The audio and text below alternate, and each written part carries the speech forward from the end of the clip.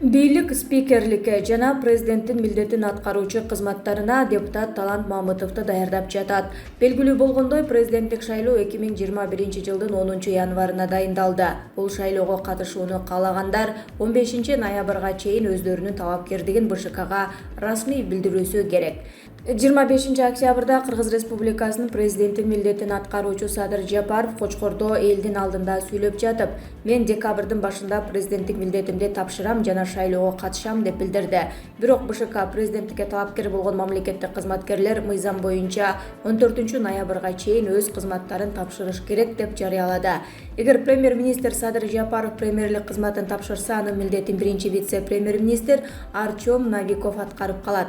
Ал эми президенттик милдетин аткаруучу болуп Жогорку кеңештин спикери Канат Исаев киришиши керек. Бирок Канат Исаев өзү президенттик шайлоого талапкер катары катышам деген дымагы бар. Бийликте Жогорку кеңештин спикерлигине жана президенттин милдетин аткаруучу кызматына өздөрүнүн ишенимдүү кишиси депутат Талант Мамытовду таптап жатат. Булак Кыргыз Today. Кудурет Тайчабаров: Хабиб жеңди, Хабиб кетти деп ар түрдүү пост жазып атасыңар. Мен башка нерсе таасирлентти. Ар бир беттеш үчүн канчалаган чоң суммадагы акча алып жатса да ар кайсы жакка тентибей, апамдын жанында болоюн, азыр менде апам эле калды дегени бул дүйнөдөгү баалуулук эмне экенин айтып кетти. Атак даңк боюнча дүйнө жүзүндө эң көп талкууланып жаткан адам экенин өзү айтты. Тапкан акчасын өмүр бою коротуп бүтө албайт. Ошондой жакшы нерселер турса да баарынан баш тартып апамдын жанында болоюн дегени бул көр тиригиликтин айынан дүйнөнүн ар кайсы бурчунда иштеп жүргөн мигранттардын жүрөгүн тилип ие турган сөз болду. Мен 2006-2007 жылдары Москвада иштейт элем. Атам болбой чакырып алган. Көрсө атасынын жанында жүрүп алсын деген экен. 4-5 жылга жетпей кете берди. Ошондо Кыргызстанга барбай койгондо мен арманда калмакмын. Себеби азыркы кудуретти ошол чоңоюп калган кезинде саясатка аралаштырып тарбиялаганга жетишип калган экен. Хабиб баарынан баш тартып, тиргилик любой жерде өтөт. Адамдын рызкысы өлгөндө гана түгөнөт. Эң башкы байлык бул жакындарыңдын жанында болуу деген жашыруун сөзүнө көбүңөр маани берген жоксуңар. Себеби көбүңөр Хабиб экөөбүзгө окшоп, атаңарды жаш кезиңерде жоготкон жоксуңар.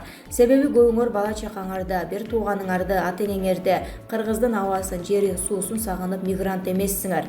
Хабиб ыйлатты, өзү да ыйлады. Ар кайсы өлкөдөгү мигранттар ойлонуш керек, мен үчүн эмне маанилүү, байлык эмне деп. Бийликте жүргөндөр, келгендер, келе турчулар тинтиген Кыргызды мекенине кайтаруу боюнча чоң максат койбосоңор бул чоң көйгөй. Манас Кыргызды топтогон сыяктуу кыргыздарды мекенине кайтаруучу современный Манас керек болуп турат.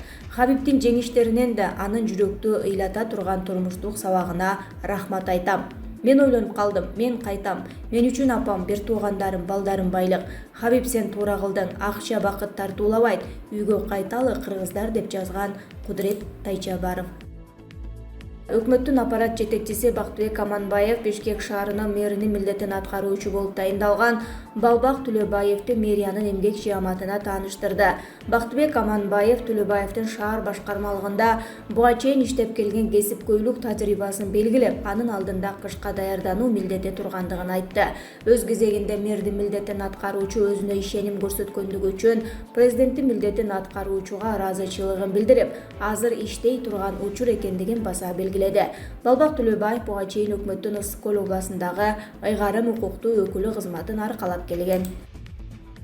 Президенттин милдетин аткаруучу өкмөт башчысы Садыр Жапаров кызматтарын тапшырып, президенттик шайлоого аттанса, анын милдеттерин биринчи вице-премьер-министр Артем Новиков аткарат. Бул тууралуу юридика илимдеринин доктору профессор Бекбосун Бөрүбашев Маралга билдирген. Конституциянын 68-беренесине ылайык президент өз ыйгарым укуктарын мөөнөтүнөн мурда токтоткон учурда жаңы президент шайланганга чейин анын милдеттерин Жогорку кеңештин төрагасы аткарат. Ал аткарууга мүмкүн болбогон учурда премьер-министр аткарат. Парламенттин төрагасы президенттин милдеттерин аткаруудан баш тартты. Мыйзамга ылайык Садыр Жапаров премьер-министр кызматында тапшырышы керек. Ал эми өкмөт башчынын милдетин жана президенттин ыйгарым укуктарын биринчи вице-премьер-министр Артем Новиков аткарып калат. Мыйзам буга жол берет, деди Бөрүбашев. Өткөн аптада өкмөт башчы президенттин милдетин аткаруучу Садыр Жапаров декабрда кызматтарын тапшырып, президенттик шайлоого катышаарын жарыялаган. Финпол 9 миллиард сомдук коррупциялык схеманын бетин ачты.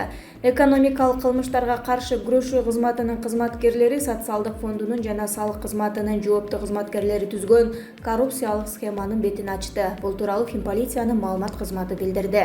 Маалыматка ылайык, аталган эки мамлекеттик кызматтын жооптуу кызматкерлеринин айынан мамлекеттик казынага 9 миллиард сом зыян келтирилген. Салык кызматы менен социалдык фондунун жетекчилик кызматтарда иштеген кызматкерлери алтын өндүргөн ЗАО КГ компаниясынын жетекчилери менен сүйлөшүп алышып, аталган жеке компания салыктан жана социалдык төлөмдөрдөн төлөөдөн качып, мамлекетке 9 миллиард зыян келтирген. Бул факты кылмыштардын жана жоруктардын бирдиктүү рейстерине Жазык кодексинин коррупция деген 319-беренесинин негизинде каттууга алынып, сотко чейинки териштирүү жүрүп жатат. Өмүрбек Текебаев жаңы УК достору Ташиев менен Жапаровго серий кардинал болду. 22 октябрдан тартып күндө кечинде Өмүрбек Текебаев, Садыр Жапаров жана Камчыбек Ташиев УКМКнын төрагасынын кабинетинде жолугуша баштаганын биздин жеке булактар билдирди. Кыргызстанда УКМКнын төрагасынын кабинети гана атайын кызматтар тарабынан тыңшалбасын эске алышканбы? Айтор күндө кечинде Текебаев ошол жерге келип, эки УК досуна өз тажрыйбасы менен бөлүшүп, канткенде бийликти чыңдап, сактап калууга болот деген маселенин үстүндө кеңеш берет экен.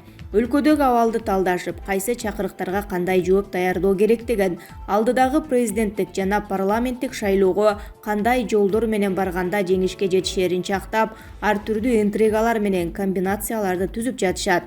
Кылган кызматынын акысы үчүн өзүнө Кыргызстандын Бельгиядагы элчиси кызматын, жас соратниги Жанар Акаевга Бишкек мэринин кызматын сурап жатыптыр. Булак Кыргыз Today KG.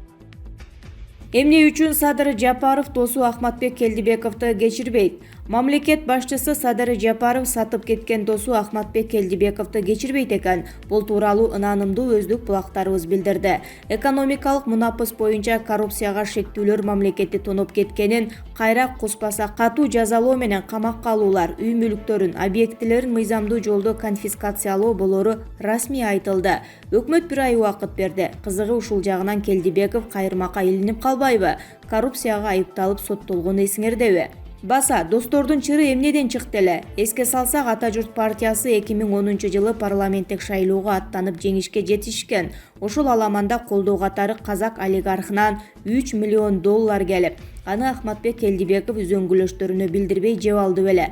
Бул боюнча Садыр мырза жазып чыкканы эсибизде. Кызыгы ошондо 3 достун ортосунда чоң жаңжал чыгып, Келдибеков бөлүнүп калганы каңкууланган. Турмуш өзү көрсөттү кимдин ким экенин. Натыйжада кыйын күндөрдө Келдибеков тескери бурулуп кетсе, Жапаров менен Ташиев бири-бирине арка бел болушуп, бийликке жетишти. Учурда элдин сыноосунда иштеп жатышат. Сыягы саясаттын күнгөй тескейине аралаш кызык оюндар алдыдагы деп жазат Арыба KG. Кезексиз президенттик шайлоого талапкерлерди көрсөтүү 15 ноябрга чейин созулат. Кыргызстанда президенттикке талапкерлерди көрсөтүү башталды. Бул тууралуу Борбордук шайлоо комиссиясынын төрагасынын орун басары Абдыжапар Бегматов журналисттерге билдирди. Анын айтымында аталган процесс 15 ноябрга чейин созулат. Бүгүнкү күнгө чейин БШК бир дагы талапкер көрсөтө элек. 15 декабрга чейин шайлоо комиссиясы президенттин кызмат ордуна талапкерлерди катташы керектиги такталды. Талапкерлер 3 декабрдан кечиктирилбестен кол топтоо баракчаларын тапшырышы керек жана 8 январга чейин жарышка катышуудан баш тарта алышат. Белгилей кетсек, буга чейин БШК 2021 жылдын 10 январына кезексиз президенттик шайлоону дайындаган.